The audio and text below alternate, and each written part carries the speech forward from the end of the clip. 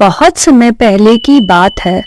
सोमपुर नाम के गांव में एक परिवार हंसी खुशी अपनी जिंदगी बिता रहे थे, जहां मां शांति देवी अपने 6 बेटों के लिए हर रोज अच्छा अच्छा खाना बनाती थी और उनके पिताजी सोहन प्रसाद अपने भाई की कमाई अपनी बीवी को दे दिया करते थे।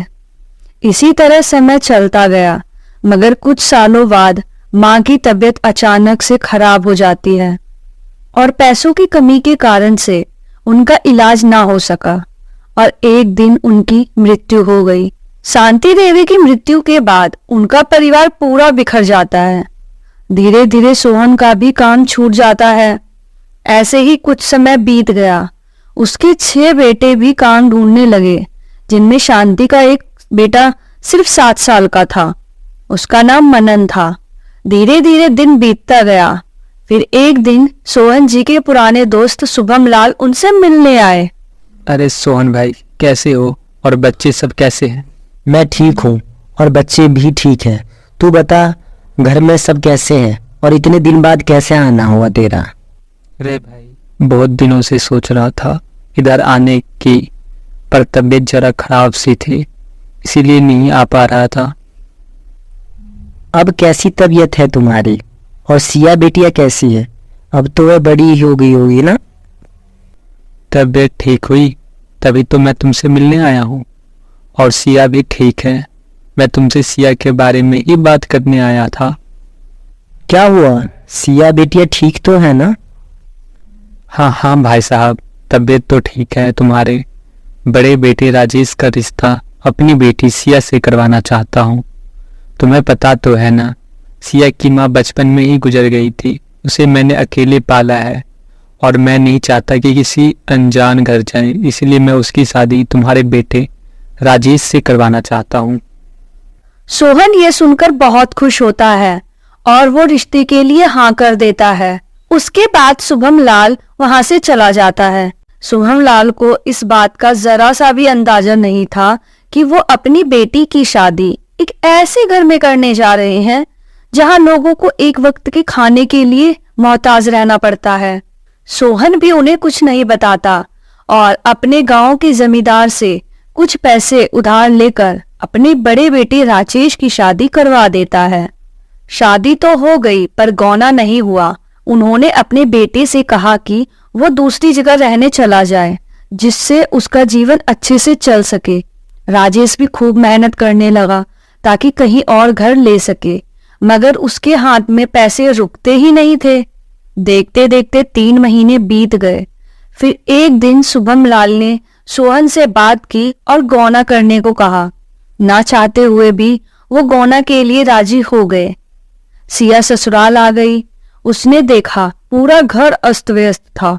यह देखकर सिया खुद से बोलती है, हे राम, ये किस घर में शादी कर दी बापू ने? यहाँ तो कोई लड़की ही नहीं है। वो कुछ देर तक सदमे में रहती है। उसे कुछ समझ नहीं आता। उसके बाद वो उठकर सबसे पहले पूरा घर साफ करती है और खाना बनाने जाती है। जैसे ही वह किचन में जाती है, उसे किचन में 3 चूल्हे दिखाई देते हैं। उन चूल्हों के अलावा उस किचन में और कुछ नहीं होता है। तभी सिया खुद से बोलती है, हाय, भूख के मारे जान निकल रही है। अब क्या करूं? यहाँ तो सिर्फ 3 चूल्हे दिखाई दे रहे हैं, इसके अलावा यहाँ कुछ नहीं है। तभी सिया को याद आता है कि उसके घर से कुछ फल आए थे। वो जल्दी से अपने कमरे में गई और फल खा लिए। फल खाने के बाद वो दोबारा किचन में गई और उसने एक चूल्हा छोड़कर बाकी के 2 चूल्हे तोड़ दिए। शाम को जब सब घर आए तो अपने घर को इतना साफ देखकर खुश हो गए, मगर जब उन्होंने देखा कि सिर्फ एक चूल्हा है तो उसके छोटे देवर समर ने गुस्से से बोला, ये क्या है भाभी, आपने ये क्या किया? अब हम खाना कैसे पकाएंगे? हम सबको बहुत जोरों से भूख लगी है। हमारे चूल्हे को क्यों तोड़ दिया आपने? सिया ने उसकी बात सुनी और मुस्कुराकर उससे बोला, आप जो कुछ भी लाए हैं मुझे दीजिए और आप सब जाकर मुंह हाथ धो लीजिए, मैं खाना बना देती हूँ। सभी ने सिया को अपने हिस्से के आटे दे दिए। सभी के पास सिर्फ आटा ही मिला तो वो ये देखकर हैरान रह गई और सोचने लगे कि आटे से सब्जी कैसी बनेगी। उसके बाद उसने थोड़ा आटा अपने पास रखा और बाकी का आटा लेकर पड़ोस की सरला भाभी के पास गई। सरला भाभी, मेरे घर में सब्जी नहीं है, सिर्फ आटा है। आप मुझसे ये आटा ले लो और इसके बदले कुछ सब्जियां और थोड़े मसाले दे दो। सरला अपने बगीचे से कुछ सब्जियां तोड़कर और मसाले सिया को दे देती है। सिया उन सब्जियों को लेकर घर आ जाती है। उसके बाद सिया सबके लिए खाना बनाती है। कुछ देर बाद खाना बन जाता है। जब सभी खाना खाने आए तो सबने देखा आज खाने में रोटी के साथ सब्जी भी है। ये देखकर सब बहुत खुश हो जाते हैं। सभी को देखे हुए कितने दिन हो गए। आज तो मैं बहुत खुश हूँ। आज पेट भर के खाऊंगा। सबने खुशी से खाना खाया। सभी ने खाने की तारीफ की और सब सोने चले गए। राजेश और सिया भी अपने कमरे में चले गए। तभी राजेश सिया से बोलता है, सिया, आज मैं बहुत खुश हूँ। माँ के जाने के बाद मन हंसना ही छोड़ दिया था। आज बहुत दिन बाद मैंने उसे इतना खुश देखा है। मुझे बहुत अच्छा लगा। तुमने आते ही घर को संभाल लिया। अरे आप ऐसी बात क्यों कर रहे हो? अब ये मेरा घर है और आपके भाई मेरे भाई हैं। इतना बोलकर दोनों सो गए। अगले दिन फिर से सभी काम पर निकल पड़े तो सिया ने अपने ससुर और छोटे देवर को काम पर जाने से साफ मना कर दिया। आप सब जाइए, मन को काम की नहीं पढ़ाई की जरूरत है और ससुर जी को इस उम्र में भागदौड़ करना ठीक नहीं होगा। यह देखकर राजेश को बहुत खुशी हुई। सभी काम के लिए चले गए। सोहन और मनन घर में ही रुक गए। उनके जाने के बाद सिया ने मनन का दाखिला सरकारी स्कूल में करवा दिया और अपने ससुर जी के लिए अपने घर के बगल में ही एक दुकान खोलने की सोची। पहले तो उसे समझ नहीं आया कि वो किस चीज की दुकान खोले। अगली सुबह सभी अपने काम पर निकल गए। शाम को जब सब वापस आए तो सिया ने सभी के लिए खाना बनाया और उन्हें परोसा। उसके बाद सिया किचन में चली गई। ससुर जी को आखिर किस चीज की दुकान खोलनी चाहिए? सिया ये सब सोच ही रही थी, तभी उसकी नजर आटे पर गई। आटा देखकर उसे एक आइडिया आया, क्यों ना इस आटे से शुरुआत की जाए। उसके बाद सिया अपने कमरे में गई और राजेश से बोली, राजेश जी, मुझे आपसे कुछ बात करनी है। हाँ सिया, बोलो, क्या हुआ? मैं पापा जी के लिए एक छोटी सी दुकान खोलना चाहती हूँ जिसमें पापा जी को बाहर काम करने ना जाना पड़े। वो अपनी छोटी सी दुकान में बैठकर उस दुकान को चला सके। बोल तो तुम ठीक ही रहे हो, लेकिन हमारे पास इतने पैसे नहीं हैं बाबूजी के लिए दुकान खोल सकूं। दुकान खोलने के लिए बहुत पैसे की जरूरत है। नहीं राजेश जी, मैंने सोच लिए हैं, ज्यादा पैसे नहीं लगेंगे। बस एक छोटा सा रूम चाहिए जो कि हमारे घर से थोड़ी दूरी पर है। बाकी हमारे घर में आटा बहुत ज्यादा है। हम आटे से अपनी शुरुआत करेंगे। राजेश को उसका आइडिया बहुत पसंद आता है। राजेश बाकी सभी से बात करता है और सबको उसका आइडिया पसंद आता है। अगले ही दिन सब सोहन के लिए दुकान खुलवा देते हैं और सोहन को वहां बैठा देते हैं।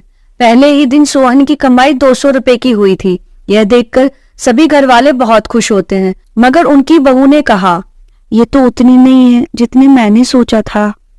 इतना बोलकर उसने 200 रुपए ले लिए और अपने कमरे में चली गई। अगले दिन उसने सबके लिए नाश्ते में आटे का चीला बनाकर रख दिया और बाहर चली गई। थोड़ी देर में सभी उठ गए। सबने सिया को ढूंढा, सिया कहीं नहीं मिली। उसके बाद राजेश किचन में गया। उसने देखा खाना बना हुआ था। सबने खाना खाया और सब अपने काम पर निकल गए। मनन स्कूल चला गया। सोहन भी अपने दुकान पर चला गया।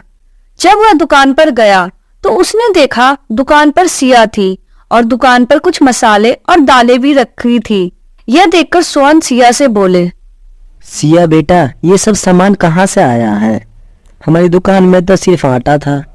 पिताजी, हमारे पास आटे बहुत थे जो इतनी आसानी से नहीं बिकने वाले थे, तो मैं उन आटों को लेकर एक किराने की दुकान पर जाकर आटे के बदले चने की दाल ले ली और 100 रुपए के कुछ खड़े मसाले ले लिए और बाकी के 100 रुपए भगवान को प्रसाद चढ़ा दिया। सिया की बात सुनकर सोहन जी की आंखों में आंसू आ गए। उसे अपनी बहू पर गर्व हुआ। उसके बाद सिया घर चली गई। सोहन दुकान पर बैठ गया। ऐसे ही शाम हो गई। सोहन के सारे मसाले और चने की दाल बिक गई और वो घर आए। बहू, आज पूरे 800 रुपए की कमाई हुई है।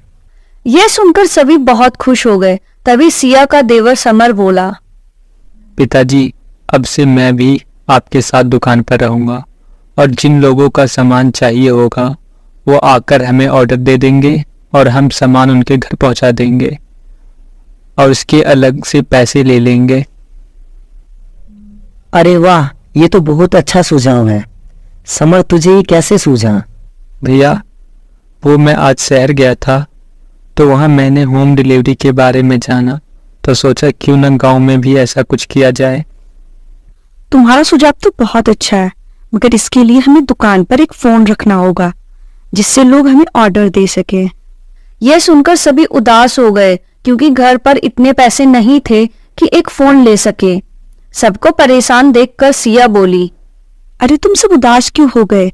अगर हमारा काम ऐसे ही चलता रहा तो हम एक हफ्ते में फोन ले सकते हैं। उसके बाद सुनकर सभी हैरान हो गए। तभी राजेश बोला, सिया, ये तुम क्या बोल रही हो? हम एक हफ्ते में कैसे फोन ले लेंगे? हमें कौन सा महंगा फोन चाहिए? जो फोन हमें चाहिए वो 1500 के अंदर आ जाएगा जिससे हम बात कर सकते हैं, और अभी हमें बस वही चाहिए। तो आप सब उसकी चिंता मत कीजिए। पहले हमें दुकान पर इतने सामान लाने हैं जिससे हमें ज्यादा से ज्यादा ऑर्डर मिल सके।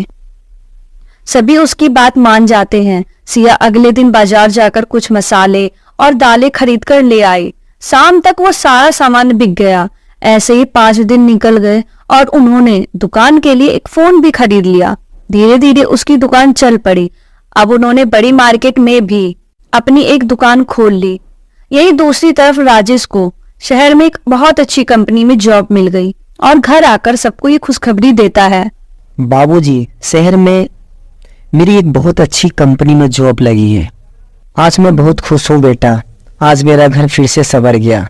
तेरी माँ के जाने के बाद घर पूरा बिखर गया था, लेकिन मैंने पिछले जन्म में जरूर कोई पुण्य किया होगा जो मेरे घर सिया जैसी बहू आई है, जिसके घर में कदम रखते ही लक्ष्मी माँ हमारे घर पधारी है। सभी ये सुनकर बहुत खुश हो जाते हैं और उसके बाद से सिया के सभी देवर सिया को भाभी माँ बुलाने लगते हैं।